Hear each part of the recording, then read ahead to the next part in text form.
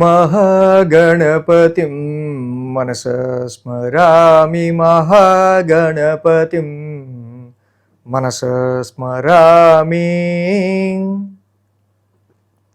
TR creations family అందరికీ నా హృదయపూర్వక ధన్యవాదాలు. సో అలాగే ఈ మార్చి నెలలో 2వ వారానికి సంబంధించి 8వ తారీఖు నుంచి 14వ తారీఖు వరకు కూడా ఈ వారం రోజులకి ద్వాదశ రాశుల వారికి సంబంధించి రాశి ఫలాలు ఏ విధంగా ఉన్నాయి ఏంటి అనేది మనం ఇప్పుడు చూద్దాం. సో దానిలో మనం చూసినట్టయితే కనుక ఈ వారం మేజర్ ట్రాన్సిటల్ చేంజ్ విషయానికి వస్తే మనకి ముఖ్యంగా చూసినట్టయితే కనుక గురుడి యొక్క రిట్రాగ్రేషన్, గురు భగవానుడు గత 4 నెలలుగా వక్రంలో ఉండటం, ఈ వారంతో గురువు గారి యొక్క రిట్రాగ్రేషన్ అనేది ఆపేయడం మనం గమనించవచ్చు.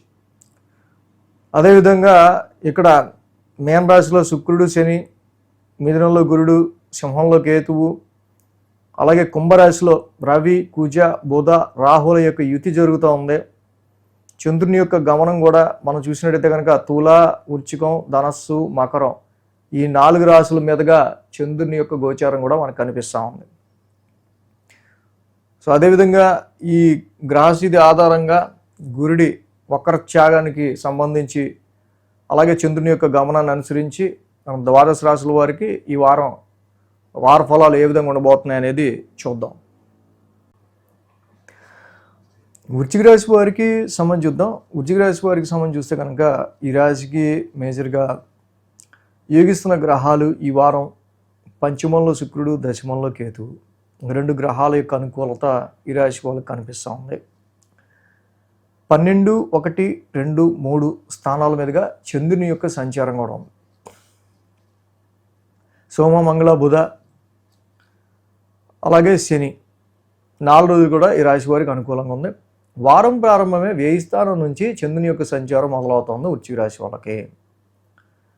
ఇది ఎప్పుడైతే వ్యయ స్థానం నుంచి చంద్రుని యొక్క సంచారం మొదలవుతుందో కొంచెం డ్రైవింగ్ చేసేటప్పుడు కొంచెం జాగ్రత్తగా ఉండటం మంచిది. అదేవిధంగా కొంచెం ఫిక్స్డ్ అసెట్స్ రీత్యా కొన్ని ఖర్చులు ఉండే ఆస్కారాలు కానీ, డొమెస్టికల్గా గృహపరమైన విషయాల రీత్యా ఇంటి రెనోవేషన్కైనా, కుటుంబ సభ్యుల ఆరోగ్యపరంగా అయినా కొన్ని డొమెస్టికల్ విషయాలకై కొన్ని ఆలోచనలు ఈ రాశి వాళ్ళకి వారం ప్రారంభం ఎక్కువగా అధికంగా ఉండే ఆస్కారాలు మనకు కనిపిస్తూ ఉన్నాయి. సో అలాగే ఏదైతే ఈ రాశికి శుక్రుడి యొక్క సంచారం కూడా మెయిన్గా పంచమ స్థానంలో నడుస్తూ ఉందో, సో చాలా వరకు కూడా మొన్నటి వరకు కొంత హార్ష్గా ఉన్న లవ్ లైఫ్లో అయినా, సంతానపరమైన విషయాల్లో అయినా, పెట్టుబడుల విషయంలో కావచ్చు, ఇక్కడ కొంచెం ప్లెజెంట్నెస్ అనేది సంతానపరమైన విషయాల రీత్యా, పిల్లల విషయాల రీత్యా, ఇన్వెస్ట్మెంట్స్ రీత్యా కొంచెం కనిపిస్తూ ఉంది. సోమ, మంగళ, బుధవారాల్లో మనం చూసినట్టయితే కనుక చంద్రుడి రాశి సంచారం, రాశిలోనే చంద్రుడు నీచిపడతాడు ఈ రాశి వాళ్ళకి సంబంధించి. కాబట్టి కొన్ని విషయాల్లో domestical you less concentration on your profession and you more concentration about your domestical issues. వాహనాల గురించా, మదర్ హెల్త్ గురించా, గృహపరమైన విషయాల గురించా కొంచెం ఎక్కువ ఆలోచన అనేది ఈ రాశి వాళ్ళకి కనిపిస్తుంది. అండ్ అక్కడ బుధుడు కూడా రిట్రాగ్రేషన్లో ఉండడం, వాహనాలు కొనే విషయంలో అయినా, స్థిరాస్తులు అమ్మే విషయంలో అయినా, కొనే విషయంలో జాగ్రత్తగా ఉండడం అనేది ఈ టైంలో చాలా కేర్ తీసుకోవాల్సిన మెయిన్ పాయింట్గా చెప్పాలి.